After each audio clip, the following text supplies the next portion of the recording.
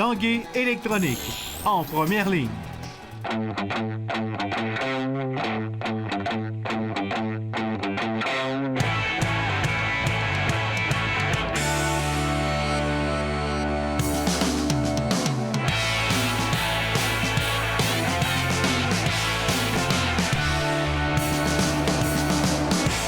Salut, ici Jonathan Fournier et bienvenue à l'Esprit sportif. Aujourd'hui à l'émission, la course à vélo transcontinentale. On prend des nouvelles du nouveau stade Canac qui ouvre ses portes officiellement ce soir pour le premier match à domicile des Capitales de Québec. Les préparatifs de dernière minute vont bon train.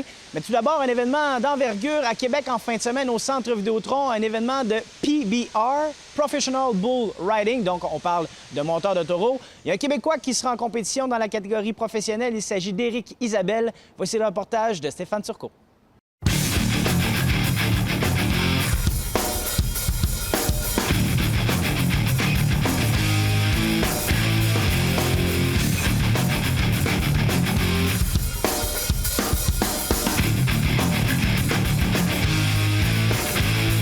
L'adrénaline tellement puissante que ça vient de chercher. Moi, j'étais un amateur de sensations fortes, fait que j'ai dit c'est mon sport. Qu'est-ce que tu réponds à tes amis, tes proches, ta mère, ton père, qui disent « Éric, ça n'a pas d'allure, là. C'est fou ce que vous faites. » Ben, ma mère puis mon père, ils me disent tout le temps « Mais Éric, mets ton casque, mais... » J'ai tout le temps ridé pas de casque, puis j'aime pas ça rider avec un casque parce que je vois pas à cause de la grille. Vendredi, samedi, là, pas de casque ici à l'intérieur? Pas de casque à l'intérieur. La coupure, c'est le résultat de? Ouais, ça peut arriver. Ben, souvent, à cause de la... Un bœuf, quand ça sort, ça a beaucoup de pression vers l'avant. J'étais trop par en avant, la tête a levé, puis j'ai été me fesser sur la tête. Ça a fait une coupure. La tête est un petit peu plus dure que la tienne. Ouais, malgré que je l'ai aussi dur. Mais est-ce que tu penses que vous allez aller chercher un public? Parce qu'on est comme méconnaissant de ce produit-là, de ce spectacle. J'imagine. Il y a beaucoup de monde au Québec qui me connaît. Fait que d'après moi, c'est sûr que je vais faire lever la foule.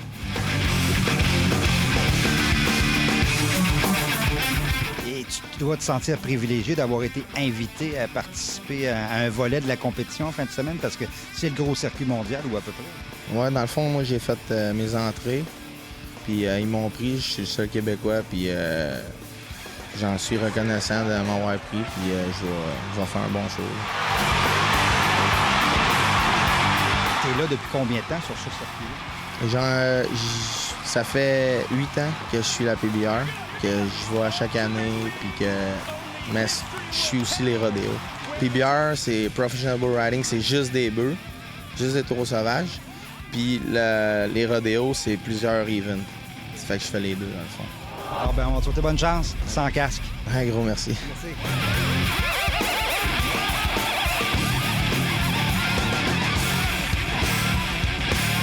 Des investissements de plusieurs millions de dollars ici même, anciennement le stade municipal, maintenant le stade Canac. Je vous parle en ce moment les deux pieds sur du gazon synthétique. Les derniers préparatifs prennent fin d'ici quelques heures pour présenter ce soir le match d'ouverture de la saison à domicile des Capitales de Québec.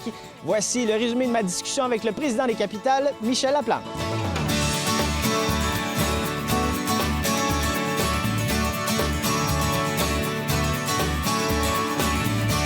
Michel, on est dans les tout derniers préparatifs avec un gros match qui s'en vient ça.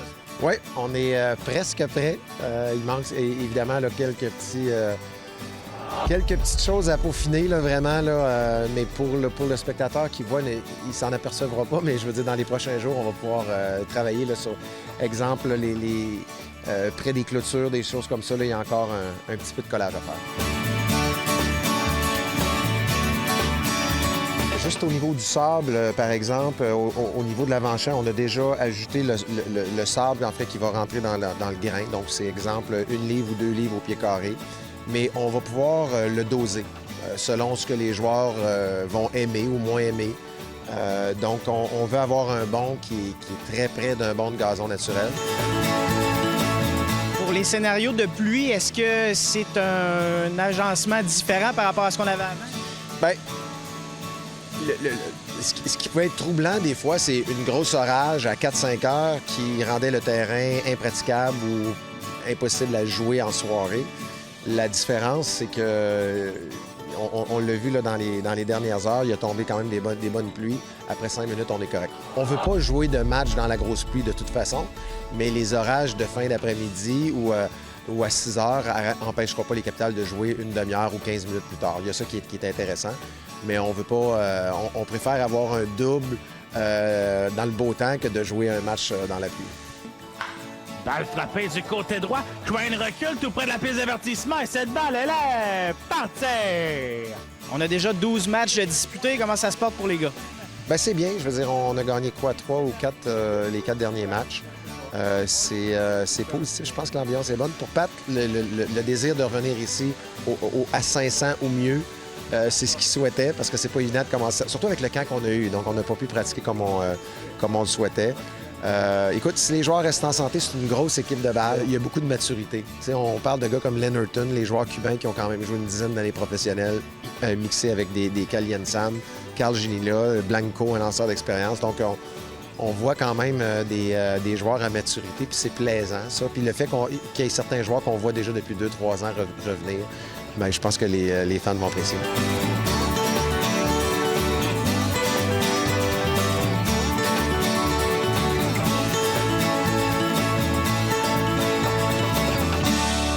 Après la pause à l'Esprit sportif, la course à vélo transcontinentale.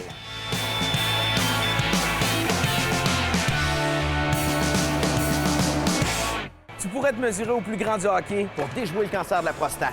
Rends-toi sur la page Facebook de l'Esprit sportif et tu pourrais gagner une paire de billets pour une journée VIP avec des joueurs actifs et retraités de la LNH. Une journée inoubliable au profit de la cause du cancer de la prostate. Bonne chance!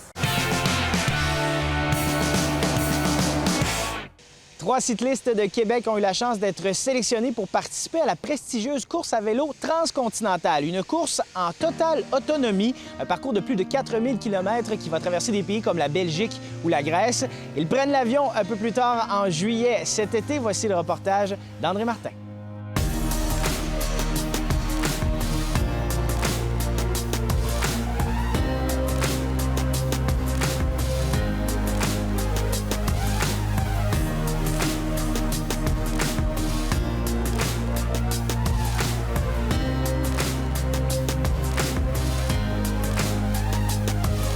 La course transcontinentale, en fait, c'est une course sans support qui rassemble environ 300 cyclistes chaque année autour de la fin juillet.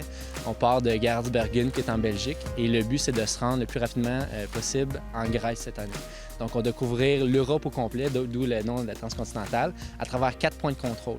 Et c'est les seuls points du parcours qui sont mandatoires.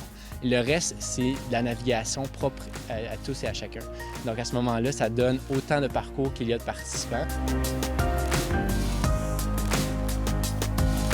Parce que c'est traversé quand même jusqu'à une douzaine de pays, là, dans une période d'à peu près 2 semaines. Fait que je veux dire, il y a des climats différents, des langues différentes, de la nourriture qui est différente, puis sur le corps, c'est demandant, là, de faire 14-16 heures de vélo par jour. Et le fait que ça soit sans support, donc il faut transporter ses bagages et trouver gîte et sa nourriture. Donc, il y a un gros gamble à faire, si on veut dire, entre le matériel à porter et le poids qu'on veut apporter sur le vélo. Puis qu'est-ce que tu traînes comme outil? Tu traînes le minimum?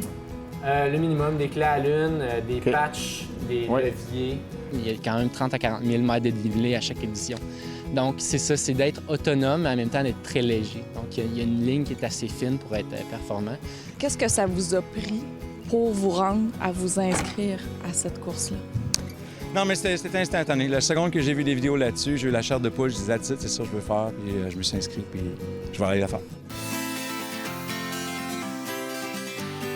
Comment on se prépare pour cette course-là? Vu que c'est tellement large comme exigence, ça implique tout. Ta nutrition, ta préparation mentale, ton équipement, résolution famille, travail, la gestion de l'effort, la gestion de la douleur, la gestion de ton parcours. Ça va tout chercher. C'est ça qui est le fun. Fait qu'une journée que tu veux pas ou tu peux pas t'entraîner, tu as toujours quelque chose à préparer pour ta course. Et je suis rendu à 15 heures semaine soutenue d'entraînement.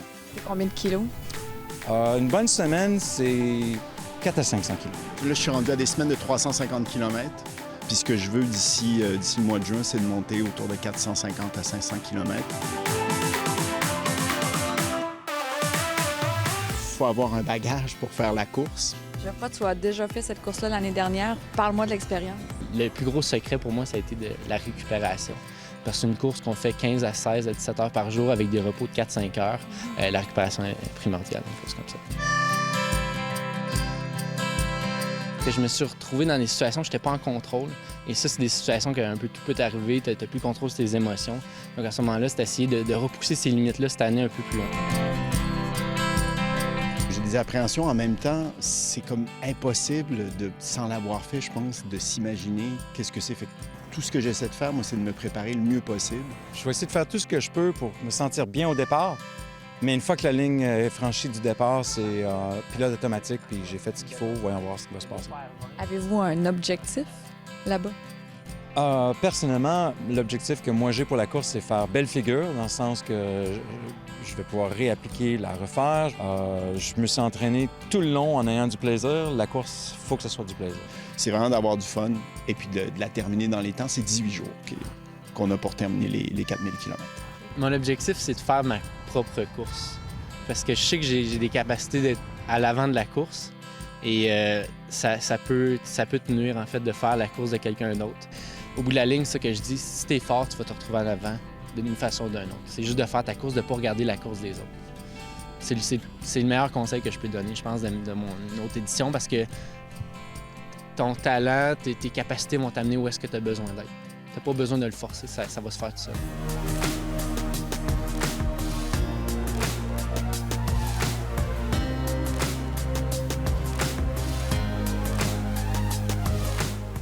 Au moment du départ, je vais essayer de faire le mieux possible durant la course. Ça fait 1 an et demi que je me prépare en faisant des longues distances.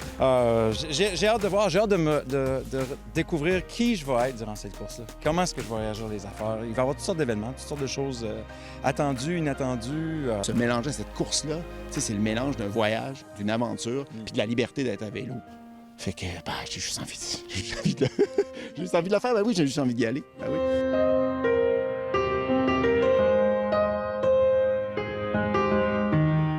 Ici Jonathan Fournier, c'est tout pour l'Esprit sportif. On se dit à demain. Ciao!